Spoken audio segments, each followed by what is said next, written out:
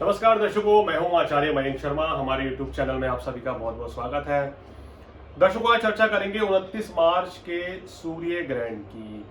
29 मार्च का सूर्य ग्रहण वैसे तो भारत में दिखाई नहीं दे रहा है। अब कोई ग्रहण अगर भारत में दिखाई नहीं देगा तो उसका सूतक काल भी नहीं होगा। इस समय कोई भी कार्य वर्जित नहीं रहेंगे।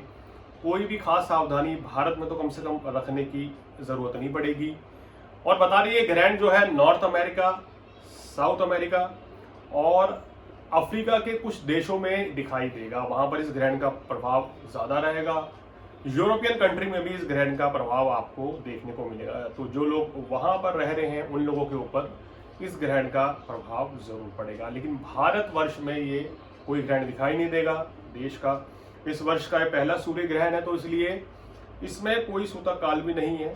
तो कोई घबराने चिंता करने की जरूरत नहीं है। कोई भी सावधानी खास रखने की जरूरत नहीं पड़ेगी। लेकिन इस ग्रहण काल के दौरान क्या कुछ ग्रहों की स्थितियां बन रही है और उसका आपकी राशियों के ऊपर आने वाले 30-35 दिन तक क्या प्रभाव पड़ेगा, ये आपको बताएंगे। जो लोग विदेशों में रह रहे हैं उनको बता दें कि ग्रहण जो है, हालांकि भारत में तो दोपहर में 2:20 पे शुरू होगा और 4:17 पर यह समाप्त हो रहा है। लेकिन क्योंकि हम कह सकते हैं कि 4:17 पर ही अपने पूरे पीक पर होगा और 6:13 पर ही समाप्ति होगी। लेकिन भारत में क्योंकि ग्रहण नहीं दिख रहा है तो भारतवासियों को कोई चिंता करने की आवश्यकता नहीं है।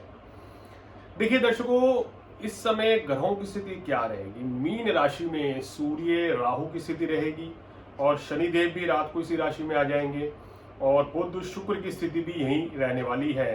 तो ये कुछ ग्रहों की स्थिति मीन राशि में 29 मार्च के दिन रहने वाली है। इस ग्रह स्थिति के चलते, इस ग्रहण के चलते क्या कुछ प्रभाव पड़ेगा 12 राशियों के ऊपर, जल्दी जल्दी हम बता देते हैं।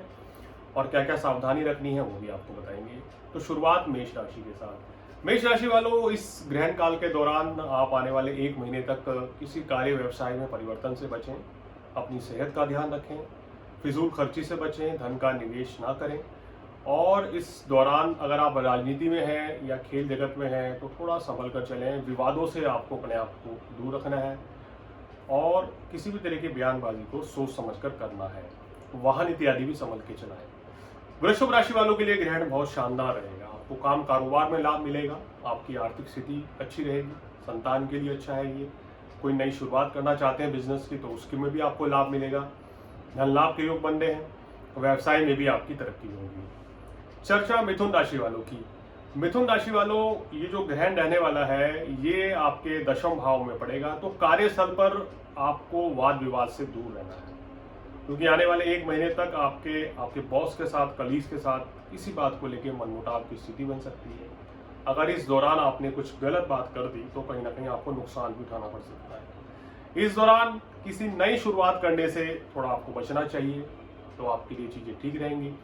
सुख साधनों के लिए ये जो ग्रहण की स्थिति है ये आपकी काफी अच्छी रहेगी। चर्चा करें कर्क राशि वालों की। कर्क राशि वालों, भाग्य स्थान में ग्रहण रहेगा तो धर्म कर्म में जितना आप अपना रुझान रखेंगे उतना ही आपके लिए बेहतर रहेगा। आपको अपने पिताजी की सेहत का भी थोड़ा सा इस समय ध्यान रखना चाहिए। कॉन्फिडेंस आपके अंदर जबरदस्त रहेगा। ये ग्रहण हालांकि आपको काम कारोबार में, धन लाभ में, आर्थिक स्थिति में तेजी से सुधार करवाएगा और आपकी मान प्रतिष्ठा भी काफी बेहतर इस समय रहने वाली है, मगर क्रोध की अधिकता से आप बचें। अगली राशि सिंह राशि, जिसको इसका सबसे ज्यादा इंपैक्ट पड़ रहा है मेष राशि के बाद। सिंह राशि वालों, 8वें भाव में ग्रहण की स्थिति पड़ेगी तो यहाँ आपको अपनी सेहत का ध्यान रखना होगा। किसी के साथ वाद विवाद से बचें और वाहन इत्यादि संभल कर चलाएं। धन का निवेश ना करें। कार्य व्यवसाय में परिवर्तन से बचें। कार्यस्थल पर आपको बड़ी सूझबूझ से काम करना होगा इस समय, अन्यथा तो कोई नुकसान या परेशानी का सामना भी करना पड़ सकता है। अब बात कर लेते हैं कन्या राशि वालों की। कन्या राशि वालों, 7वें भाव में आपके ग्रहण की स्थिति पड़ेगी। सूर्य राहु वहां एक साथ रहेंगे। हालांकि इस ग्रहण काल के दौरान आपको क्या करना चाहिए, थोड़ा स्ट्रेस लेवल आपका बहुत ज्यादा बढ़ सकता है, उस चीज से बचें। क्रोध की अधिकता से बचें। जीवन साथी के साथ किसी भी तरह के मनमुटाव से आपको बचना चाहिए। अभी काम कारोबार की शुरुआत आने वाले 15-20 दिन अगर ना करें तो आपके लिए बेहतर स्थिति रहेगी और थोड़ा अपना सेहत का भी ध्यान रखें। हालांकि ये स्थिति आपको व्यापार में अच्छा लाभ भी कराएगी, नौकरी में सफलता भी दिलाएगी, लेकिन थोड़ा सा मिला जुला ये ग्रहण आपके लिए रहने वाला है। चर्चा करते हैं तुला राशि वालों की, जिनके 6ठे भाव में ये ग्रहण पड़ रहा है, तो तुला राशि वालों आपको भी अपनी सेहत का विशेष ध्यान रखना चाहिए। मानसिक तनाव कुछ अधिक रह सकता है, खर्च की अधिकता रह सकती है। अगर बात करें तो आने वाले 1 महीने तक तो थोड़ा सावधानी पूर्वक चलेंगे तो आपके लिए बेहतर रहेगा। गुरु भी अष्टम भाव में है और मंगल नीच के होने वाले हैं, तो कार्य व्यवसाय में परिवर्तन करना के सोच रहे हैं तो सोच समझ कर करें, कहीं धन का निवेश ना करें। चर्चा वृश्चिक राशि वालों की। वृश्चिक राशि वालों, पंचम भाव में ग्रहण की स्थिति जो बन रही है, आपकी पेट संबंधी तकलीफ बढ़ सकती है। संतान की सेहत का ध्यान रखें। काम कारोबार के लिए स्थिति आपके लिए काफी अच्छी रहेगी। आपको अपनी खुद की सेहत का भी ध्यान इस ग्रहण के चलते थोड़े दिन रखना चाहिए। अगर आप विदेश जाना चाहते हैं या विदेश जाकर पढ़ना चाहते हैं तो उसके लिए आने वाला समय आपका काफी अच्छा रहता हुआ नजर आ रहा है। अब चर्चा धनु राशि वालों की, जिनके चतुर्थ भाव में ग्रहण पड़ेगा तो मानसिक पीड़ा बहुत ज्यादा रहेगी। मन में डर, बेचैनी, घबराहट, स्ट्रेस, चिंता बनी रहेगी। किसी चीज को खोने का डर मन में बना रहेगा। काम कारोबार में भी थोड़ी अस्थिरता रहेगी क्योंकि शनि की ढैया भी आपको प्रारंभ हो चुकी है। कार्यस्थल पर भी चुनौतियों का सामना करना पड़ेगा। कोशिश करें कि आपको अपने आप को विवादों से दूर रखना है, तो आपके लिए चीजें जो है वही बहुत बेहतर फिर होती हुई नजर आ रही है। थोड़ा सेहत का ध्यान रखें, वाहन इत्यादि संभल कर चलाएं।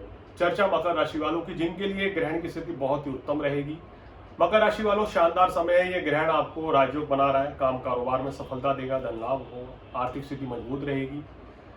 मन मुताबिक कार्य आपके पूर्ण होंगे। इस समय मनोकामना कोई पूर्ण हो सकती है आपकी। लेकिन मंगल 2 तारीख के बाद जैसे नीच के होंगे तो ये आपको एक सलाह दी जाती है कि जीवन साथी के साथ क्रोध की अधिकता से बचें, तो चीजें आपके लिए बेहतर रह सकती हैं। अब चर्चा कुंभ राशि वालों की। कुंभ राशि वालों, ये ग्रहण आपके दूसरे भाव में पड़ रहा है, तो हालांकि यहाँ पर सलाह दी जाती है कि सोच समझकर बोलें, अपने आप को विवादों से दूर रखें और किसी को पैसा उधार ना दें। ये 3 चीज अगर आपने ध्यान रखी तो ग्रहण के चलते कोई बड़ी समस्या आपको नहीं आने वाली है।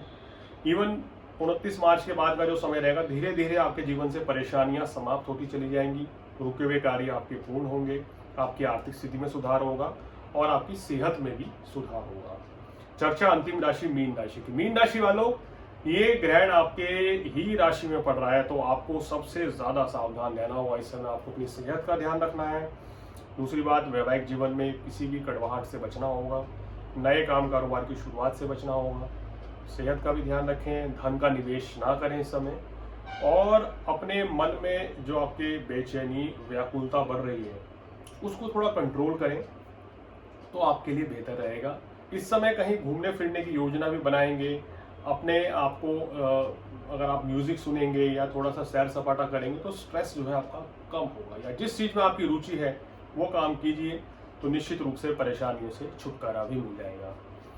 तो दर्शकों, आज ग्रहण की चर्चा थी, सूर्य ग्रहण की। और अगर आपको कोई भी मानसिक तनाव या कोई भी परेशानी अगर इससे नजर आ रही है तो आपको क्या करना है कि ओम घृणी सूर्याय नमः या ओम आदित्याय नमः इस चमत्कारिक मंत्र का जाप करें तो आपके लिए बहुत ही अच्छा रहेगा। जितनी भी मानसिक या शारीरिक परेशानी चल रही है वो आपकी दूर होगी।